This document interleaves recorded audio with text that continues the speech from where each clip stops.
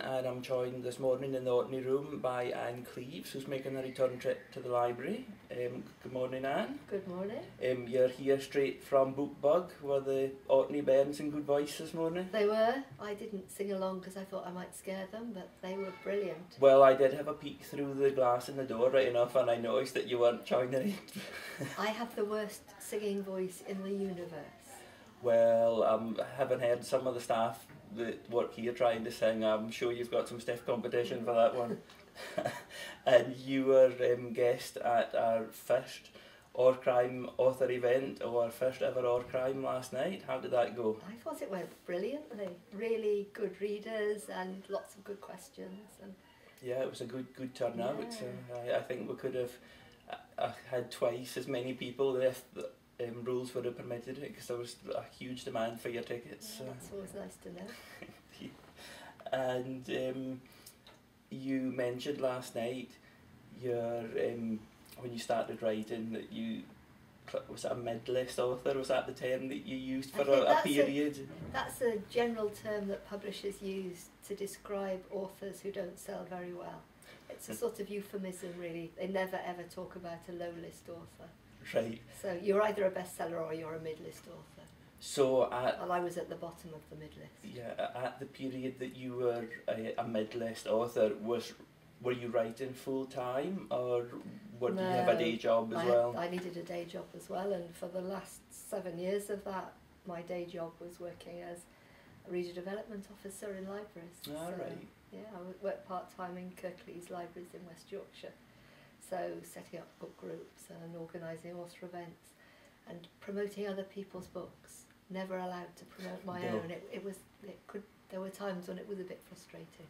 Yeah, so you know what it's like for both sides of having an author event, doing the organisation and taking part. I never turn up late for author events because I know that jittery feeling while you're waiting for the author to turn up and wondering if they're actually going to get there in time before the audience turns up.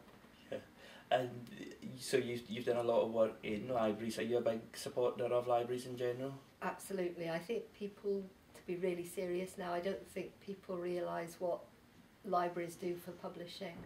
And without libraries, we would have very few new authors published. Publishers have only been able to bring out their books because they know that they have a guaranteed market. So new authors, short story collections, translated fiction, I think none of that would have been possible in the last 10 years if we hadn't had libraries to support them. And I just think that people don't realise that we're going to be limiting our reading to such an extent if we close libraries down. And obviously the new advances with e-books and such like. What's your feelings on e-books in general? I think e-books are fine, and if people want to read on a Kindle, that's really no different from reading in print, and it depends the sort of thing that you want to read. Because I'm staring at a screen all day, the last thing I want to do when I go home is stare at a screen again, so I like physical books, but I know that especially older people or people with arthritis really love the e-readers because you can blow the print up and they're easy to hold. I'm less pleased about the sort of, in one way it's a democratic explosion of fiction on the internet. You know, anybody can stick a book on the internet now. Yeah. And for lots of people that's great because it's a way of getting your book out there, but there is absolutely no quality control in that. And as a writer, my most important ally is an editor, because when you finished a book, you're so close to it that you've lost any sense of judgment about what works and what doesn't.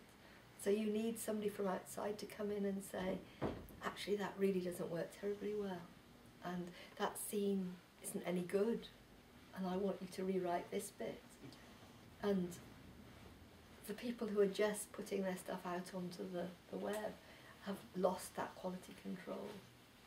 And this year it's been, well, the last sort of 2 years have been remarkable for you in terms of your TV series. You've had it's the third series of Era in production at the moment, is that correct? Series 3 is filming at the moment in North East England, yeah. And you've got the pilot coming up for the Shetland series. Yes. You've done not bad for yourself. No, it's I'm not done bad for a mid-list author who's been writing for a long time. Yeah, just love. I mean, it's absolutely being in the right place at the right time, and very fortunate in the Vera series being picked up by the magnificent Elaine Collins, who is such a good producer because she has such respect for the source material.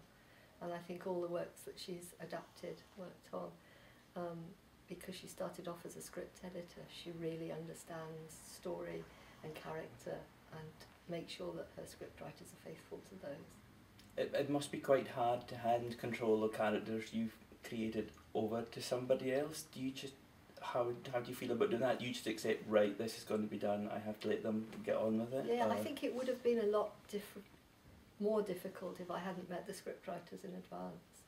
Yeah. So both certainly for Vera, I'm now very, very good friends with Paul Ruttman, the lead scriptwriter on Vera, and also another writer called Gabby Chiappi, who's wonderful. So those two particularly I'm very close to, and I would give any of my books to them to adapt because they're fantastic and they really get my characters and understand my characters. And then with Davy Kane, who did Shetland, we spent a couple of days on Shetland together, and I showed him round and introduced him to people. One of whom was Louise's husband in Shetland. So that, because you know them and you have that personal contact, it makes things much, much easier. How you would just give it over to strangers, I'm not sure. No, it must be hard. That would be much worse. I'm not sure how I would cope with that. And the Shetland pilot, that's on at the end of this year? I think, yeah, sometime at the beginning of December. Yeah. So look out for that. Yeah, so you're hoping everyone will watch it and you'll get a full series. Absolutely, yeah, we want everybody and his uncle to watch that show, please. Tell your friends, and yeah, so that if the ratings are good, there are already treatments being written for two of the other books. Look forward to that. And there's a new Jimmy Perez novel coming out as well? The end of January, yes, called Dead Water, and it's the first of a new quartet. Set around the elements, so water, fire, earth and air will be in the titles. And Dead Water is about renewable energy. It's about Shetland as a powerhouse for wind power and tidal energy, and some of the problems politically that causes in the islands. And is that something you like to do in your work, is pick sort of things that are current and relevant to include, or is it just a coincidence that is a... I think I wanted to look at Shetland in a slightly new and harder light. So when I started off thinking about the book, I was thinking about looking at the oil and the gas, the decline of the oil, and the gas is just coming ashore now, and wanted to look at the working life of Shetland rather than the domestic life. Yeah. But the idea sort of developed, and I started looking at the renewable energy too, because I think, partly because it's so obvious that in the Northern Isles there's a lot of wind and there's a lot of tidal power, so it makes sense. Yeah.